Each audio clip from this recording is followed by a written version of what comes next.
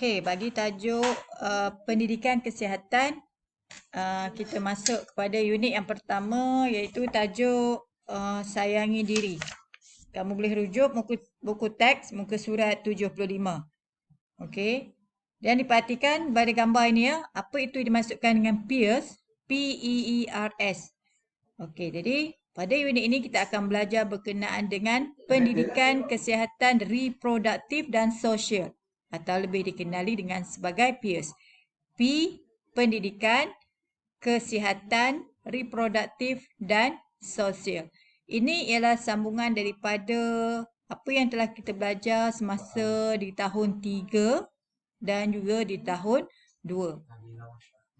Okey, dalam tajuk peers ni kita akan belajar berkenaan dengan menghargai perubahan fizikal, keluarga, emosi, stres, buli, keselamatan dan juga bahan terlarang. Okey, itu ialah peers. Okey. Pertama sekali kita berkenaan sekarang ni umur kamu sudah 10 tahun. Jadi kamu sekarang ni telah memasuki alam remaja, iaitu zaman remaja. Okey. Dan bermula daripada zaman remaja inilah ya, ada yang telah mencapai akil baligh. Akil baligh. Apakah yang dimaksudkan dengan akil baligh? Okey, apa maksud akil baligh? Kamu baca sini. Akil baligh bermaksud peringkat kematangan anggota seksual dan sistem reproduktif seseorang. Okey, kita masa tahun 3 kita sudah belajar berkenaan dengan anggota seksual bagi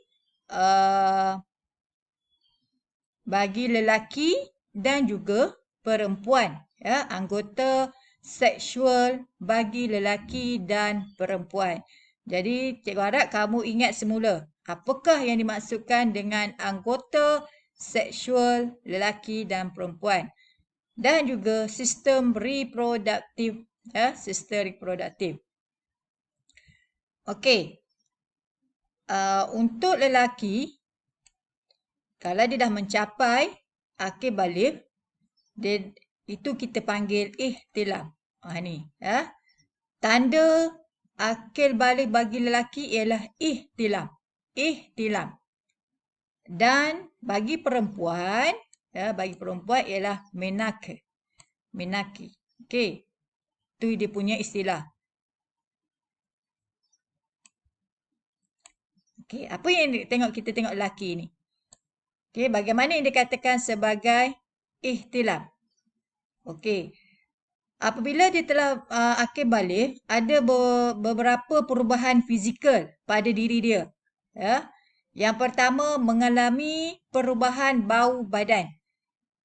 Mungkin kamu sekarang belum lagi mencapai zaman remaja, belum lagi mengalami perubahan bau badan. Tetapi selepas ini, lama kelamaan, mungkin kamu masa di tahun 5 atau tahun 6, kamu akan rasakan ada perubahan bau badan kamu. Okey. Bermakna kalau dah ada di situ, tanda situ maksudnya kamu telah ihtilam. Okey, kemudian tumbuh misai dan bulu dada. Misai dan juga bulu dada. Misai, bezakan laki bulu dada. Okey. Tapi ada lelaki yang tidak ada bulu dada, ada yang ada bulu dada. Okey, kemudian halkum. Jelas kelihatan dan bersuara garau. Dekat mana halkum ni? Halkum. Halkum ni dekat kita punya tengkuk tu kan? Tengkuk situ. Halkum. Itu kita panggil halkum. Kalau kamu rasa kat tengkuk ni macam ada buah benjolan di tengkuk tu, kita panggil halkum. Okey. Kalau laki ni besar, semakin dia nampak halkum dia tu. Semakin jelas kelihatan. Tapi kalau perempuan tak ada. Okey. Dan suara semakin lama akan menjadi garau. Garau ni maksudnya akan bertukar menjadi kasar. Cuba kamu dengar suara ayah ataupun abang dan cuba perhatikan beza suara kamu dengan suara ayah atau abang kamu kan. Ada perbezaan kan? Macam suara kamu ni halus lagi. Tapi kalau ada suara dia dah besar, dia dah garau lah. Okey. Kemudian dada membidang. Apa maksud dada membidang? Membidang ni bahagian dada ni dia semakin membesar. Dada membidang. Okey, kemudian zakar membesar. Ini ialah anggota seksual bagi lelaki. Okey, zakar membesar. Kemudian tumbuh bulu di ketiak dan pubis. Pubis ni ialah di bahagian sekeliling zakar tersebut ya. Tumbuh bulu di ketiak dan pubis. Okey. So, kamu boleh tengok situ ada tak bulu ketiak dekat ketiak kamu. Kalau tak ada maksudnya belum lagi lah. Okey. Itu. Kemudian otot tangan dan kaki membesar. Otot tangan dan kaki membesar. Ni otot tangan ni. Ya, ada tumbuh otot-otot membesar. Kalau kamu tengok tangan kamu sekarang ni kecil lagi kan. Kaki pun masih lagi kecil. Tetapi bila dah besar, cuba tengok otot ayah atau abang kan. Otot tangan dengan kaki. Cuba bandingkan, bezakan antara otot tangan kamu dengan otot ayah. Besar ke tidak? Nampak perbezaan? Okey, itu ialah perubahan bagi lelaki yang kita panggil sebagai apa tadi? Ihtilam. Ni ihtilam. Maknanya berlaku sekitar umur 9 hingga 16 tahun. Maksudnya sekarang ni umur kamu 10 tahun. Mungkin belum berlaku lagi kan? Mungkin nanti masa tahun 5 perubahan tu akan berlaku sedikit demi sedikit. Bukan sekali mendadak terus timbul bawah dan terus tumbuh misai dah. Dia akan tumbuh sikit demi sedikit. Mungkin di akhir nanti kamu dah berumur 17 tahun, 16 tahun, masa tu tingkatan 4, tingkatan 5, barulah nampak pertumbuhan yang sebenarnya. Okey. Ihtilam ini biasa berlaku pada semua manusia ya. Okey, kamu boleh tengok informasi di sini ihtilam. Ihtilam ni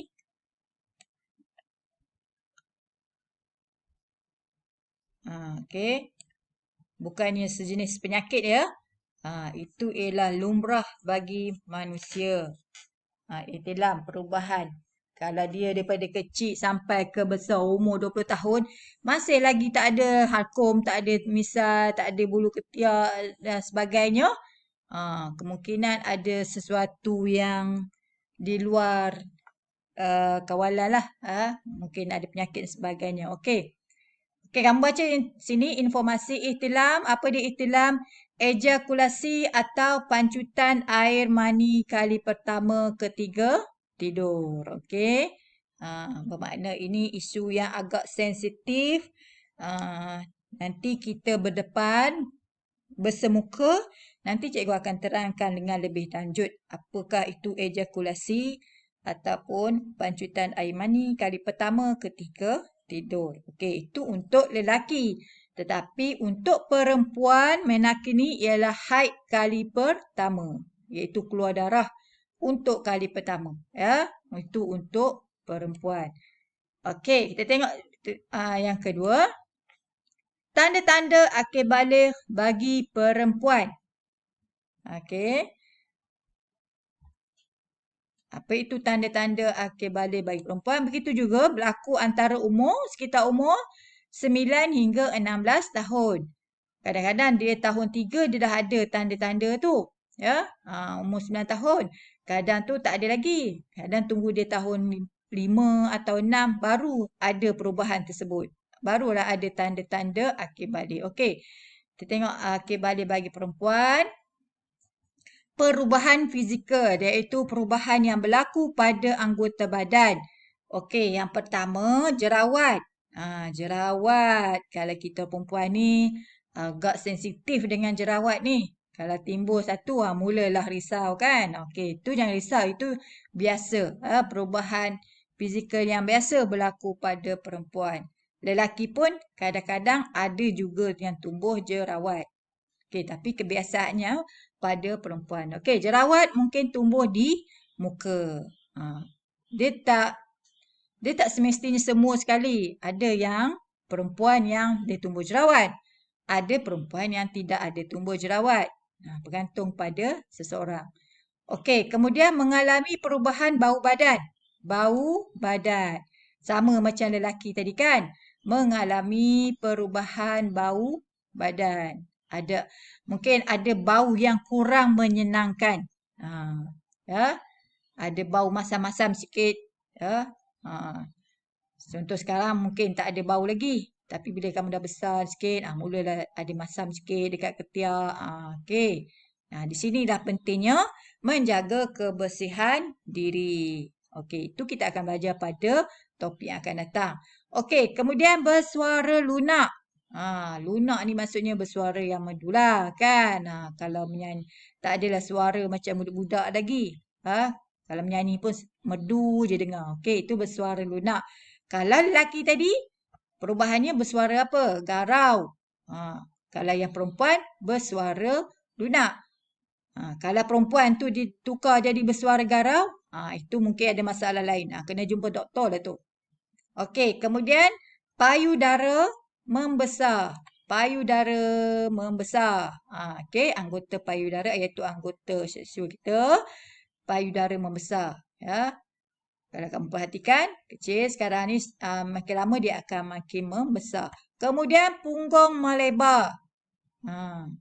Duduk dalam bilik, rasa punggung masing-masing. Punggung sekarang ni kalau belum akil balik, masih kecil lagi. Tapi bila dah besar, makin lama makin akan melebar. Okey, kemudian tumbuh bulu di ketiak. Tumbuh bulu di ketiak dan pubis. Okey. Sama juga macam lelaki tadi kan. Ada sikit mula-mula tumbuh bulu ketiak ni tumbuh sikit-sikit, halus-halus. Makin lama makin besar, makin banyak kan. Kemudian dan pubis. Pubis ni tadi sama macam lelaki lah. Tu di sekitar kemaluan. Okey, kemudian otot tangan dan kaki membesar. Bukan sebesar macam kita main angkat berat, main gym tu kan. Dia agak besar sikit. Kalau kita buat latihan angkat besi ke, selalu pergi gym, itu lain. Itu otot.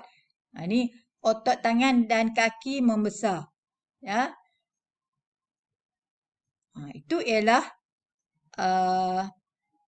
tanda-tanda akil balik bagi perempuan. Okey. Baik.